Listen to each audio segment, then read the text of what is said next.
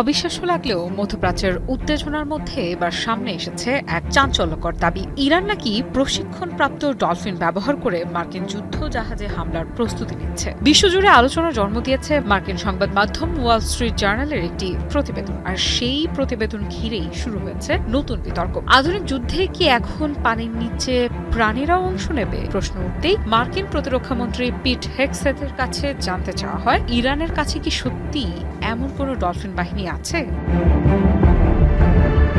তার জবাব ছিল বেশ রহস্যময়। তিনি সরাসরি বলেন, ইরানের কাছে এমন বাহিনী থাকার কোনো তথ্য তাদের হাতে নেই। কিন্তু মার্কিন নৌবাহিনীর নিজের কি প্রশিক্ষিত ডলফিন ইউনিট রয়েছে? এই প্রশ্নেরও তিনি স্পষ্ট উত্তর দেননি, বরং বলেন তিনি বিষয়টি নিশ্চিত করবেন না, আবার অস্বীকারও করবেন না। আর এতেই জল্পনা আরও বেড়ে যায়, কারণ সামরিক ইতিহাস বলছে ডলফিনকে যুদ্ধক্ষেত্রে ব্যবহারের ধারণা নতুন নয়।